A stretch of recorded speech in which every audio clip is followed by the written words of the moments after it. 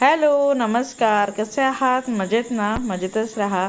मी अनिता इंगळे मराठी व्लॉग्समध्ये तुम्ही सर्वांचा खूप खूप स्वागत करते. गावाकडचे व्लॉग सुरू आहेत आणि हा गावाकडचा सेकंड व्लॉग आहे.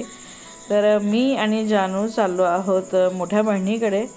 तर छान बसमध्ये चाललो आहोत आणि आयुष्यात पहिल्यांदा मी अशी बस ड्रायव्हरच्या बाजूच्या सीटला बसली आहेत आणि खरं तर मज्जा येत आहेत. समोर म्हणजे बघताना ना छान वाटतं असं. तर जानू आहे माझ्यासोबत, जान्हवी माझी भाची आणि मी. तर गावाला आलो की जान्हवी माझी मैत्रीण असते, कुठेही जाण्या येण्यासाठी माझ्या सोबतीला असते. तर एकटी कुठं जायला मग टेन्शन येत नाही. छान असा सुंदर रस्ता आहे, आजूबाजूला झाडं आहेत, बघायला छान वाटतं. प्रवास खूप छान झाला होता. अगदी म्हणजे 1 तासाचा प्रवास होता, पण छान वाटलं कारण मोकळा रस्ता, आजूबाजूला झाडी, हिरवळ.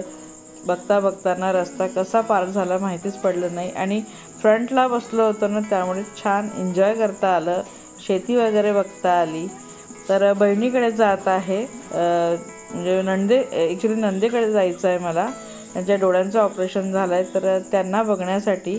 पण बहीण देखील त्याच गावात आहे, तर त्यांच्याकडे मी आली आहे आधी. तर इथं बघा, मी बहिणीचं घर आहे ना शेअर केलं होतं, पूर्ण होम टूर दिला होता. पण तिचं देवारा मला प्रचंड आवडतं म्हणून एकदा परत म्हणजे कॅप्चर केलं. आणि ती आहे बहिणीची सून सोनाली.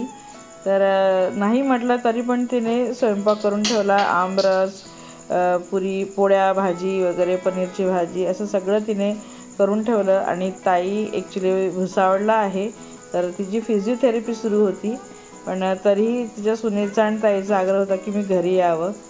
छान आमच्या गप्पा रंगल्या होत्या सासू सुनेच्या. आणि नंतर मग ताईची पुतणी देखील आली आहे, तनू, ती देखील हाय करते. तर अशा आमच्या खूप छान गप्पा म्हणजे रंगल्या होत्या, मजा येत होती.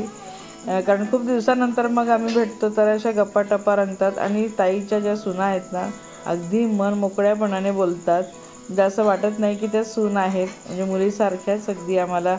मावस सासू नाही, पण मावशी म्हणून खरंच खूप जीव लावतात. तर इथं सोनाली पोळ्या टाकते आणि आमच्या मस्त गप्पा रंगल्या आहेत.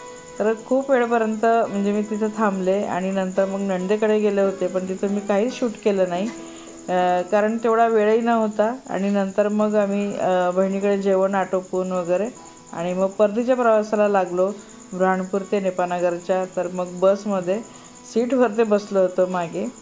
तर असा छानसा प्रवास झाला. 1 डे म्हणजे आम्ही गेलो होतो, सकाळी गेलो होतो आणि लगेच आम्ही संध्याकाळी निघालो आहोत तिथनं. तर असं जवळ गाव असलं ना की जाणं येणं होतच असते आणि अर्जंट असलं तर मग जायला हरकत वाटत नाही. तर असा छानसा 1 दिवसाचा प्रवास झाला. दुसऱ्या दिवशी मी ना सकाळी तुमच्याशी शेअर करत आहेत ही झाडं आहेत बघा. एक उंबरचं झाड आहे आणि मागे एक मोठं जांभूळचं झाड आहे, जांभळाचं. आणि तुम्ही बघू शकता, खूप म्हणजे तुम्हाला दिसत असेल की नाही माहीत नाही, पण इतके सारे जांभूळ असे लगडलेले होते ना झाडाला, असं वाटत होतं की जाऊन ते तोडावे आणि डायरेक्ट तोंडात घालावे, कारण खूप सारे लागले होते. पण हे जे झाड होतं ना, अगदीच म्हणजे मागे होतं, शेजारच्यांचं झाड होतं, त्यांचं नव्हतं, पण मागच्या साईडला लागलं होतं. आणि अशा ठिकाणी होतं की खाली तिथं नाला होता, तर म्हणजे जाऊन कोणी तोडूही शकत नव्हतं. पण खूप म्हणजे असं वाटत होतं ना, तोंडाला पाणी सुटत होतं ते बघून. खूप छान आणि आवडतात मला देखील असे जांभळं. तर तुम्हाला दिसत असेल कदाचित.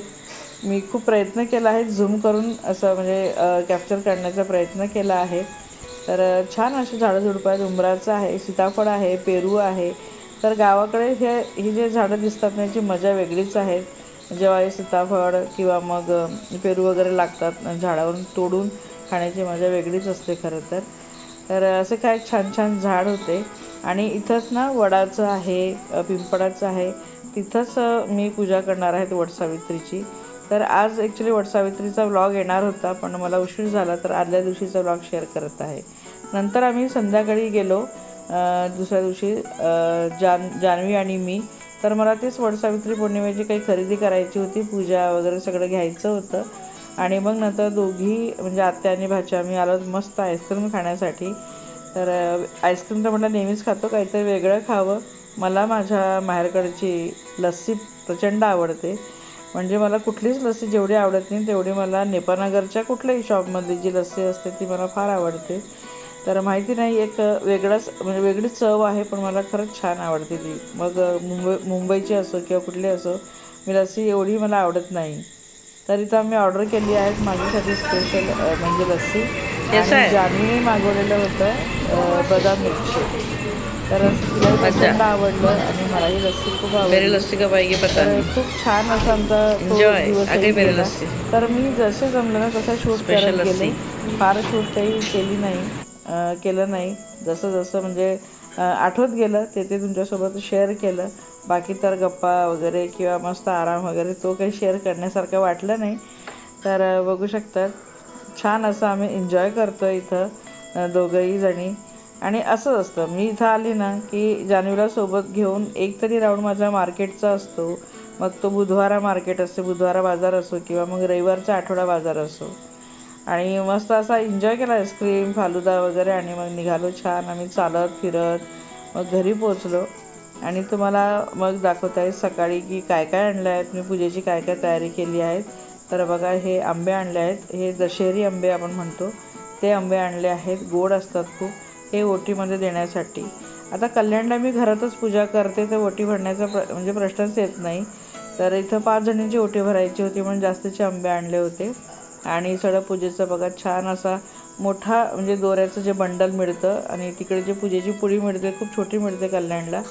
तर इथं मी अगरबत्ती कापूर वगैरे सगळं काही मी स्वतः म्हणजे घेऊन आले. तर आईकडे सगळं सामान आहेत, पण मग म्हटलं मला पूजा करायची आहे तर मग मी माझ्या पैशानेच घेऊन आले सगळं हळद कुंकू वगैरे. आणि इथं बघा छोटीशी फणी आहेत आणि काळे मणी देखील यामध्ये आहेत, टिकली आहेत बघा खाली दाखवते तुम्हाला. सुपारी आहेत पूजेला, खारी खोबरं हे देखील त्यामध्ये दिलं आहेत. छान अशी मोठी पुडी आहेत, बांगड्या आहेत. तर ह्या सगळ्या गोष्टी त्या एका पुडीमध्ये होत्या. आणि फार नाही, अगदी म्हणजे 20 रुपयाची पुडी होती. आणि आंबेही मला स्वस्त मिळाले, 50 रुपये किलो. तर असं स्वस्त असतं गावाला. आणि हा दोऱ्याचं जे बंडल आहेत ना, तर हे पुढेही म्हणजे कामात येईल असा तो दोरा आणलेला आहे. आणि नंतर मग ती खाऊची किंवा विड्याची पानं आपण म्हणतो ते दादा आणणार आहे नंतर. आणि फुलं तर अंगणातलीच आहे, ती तोडून घेणार आहे. तर अशी काही माझ्या पूजेची तयारी एकूण झाली आहे. तर मला वटसावित्रीला मग पूजा करायला फारसं म्हणजे टेन्शन नाही आलं, कारण की सगळ्याच वस्तू अवेलेबल झाल्या होत्या. आणि इथं छानशी माझी पूजा होणार होती. तर माझा जो पूजेचा व्लॉग आहे लेट येणार आहेत, पण प्लीज नक्की पहा तो पूजेचा व्लॉग. आणि बघा छान झाडाची फुलं मी तोडून घेऊन आली आहेत. ही चांदणीची पांढरी फुलं आहेत, छान असतात.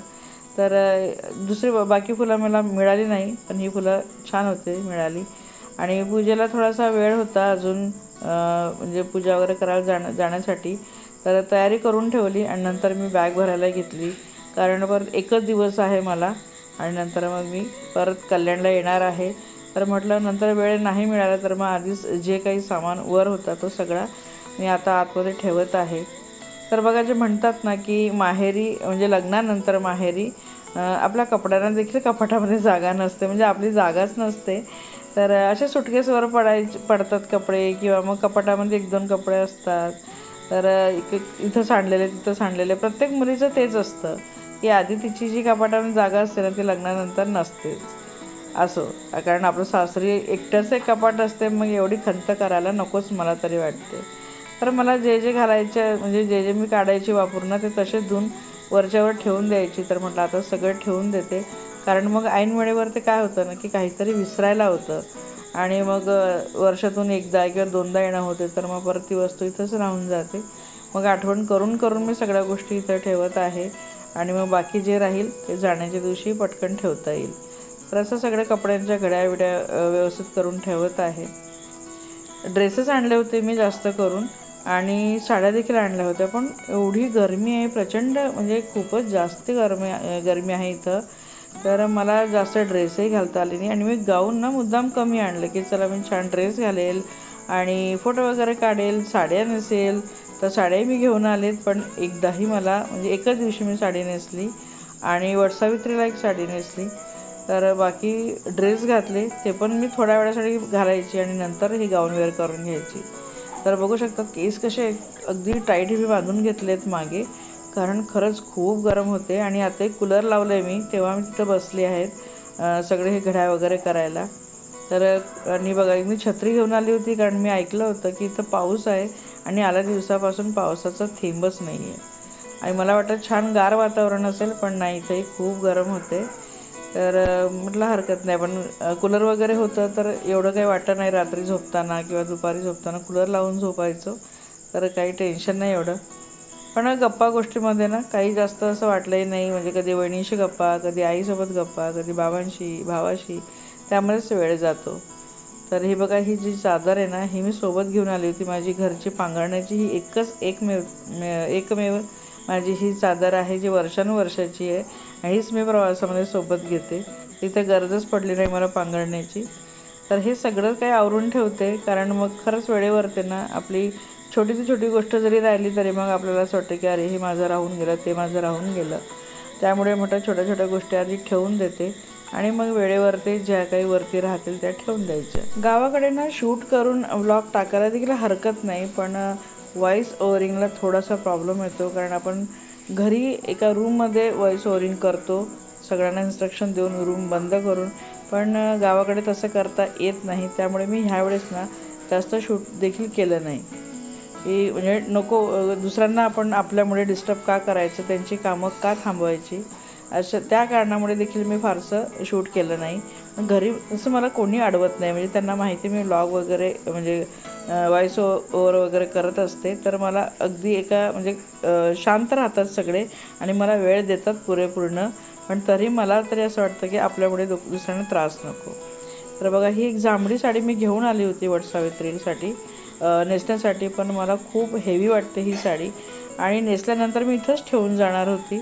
तर आईला म्हटलं की ही साडी मी इथंच ठेवून जाते, मी ही आता वटसावित्रीला नेसत नाही, कारण की फार गरम होते. तर माझी मामी बहीण आहे, तिला माझ्या साड्या प्रचंड आवडतात आणि परिस्थिती कधी कधी ना असं होतं की ती नाही घेऊ शकत साडी, तर माझ्या हेवी साड्या मी तिच्यासाठी ठेवून देते. तर आईला म्हटलं ती साडी राहू दे तुझ्याकडे, ती येईल तेव्हा तिला दे. तर बघा, अशा 2-3 साड्या मी घेऊन आली होती, पण एकही नेसली नाही. आणि फक्त ती रेड आणि ग्रीन कलरची साडी मी वटसावित्रीला नेसणार आहे. बाकी ही आईला देऊन टाकते आणि एक ठेवून देते. असा विचार करून ती आईला मी दाखवत होती की बघ, ही साडी तू तिला दे, म्हणजे माझ्या मामे बहिणीला, कारण तिला खरंच खूप आवडतात आणि ती हेवी साड्या नाही घेऊ शकत.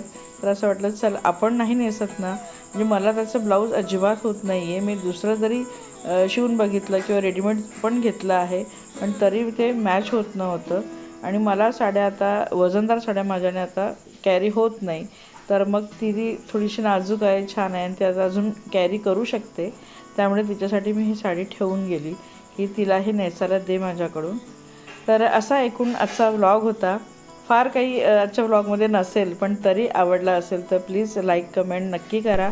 आणि प्लीज पुढचा व्हिडिओ पाहायला विसरू नका, तो वटसावित्रीचा असेल. खूप छान पूजा वगैरे सगळं झालं होतं. तर नक्कीच पहा माझ्या गावाकडची वटसावित्री पौर्णिमा.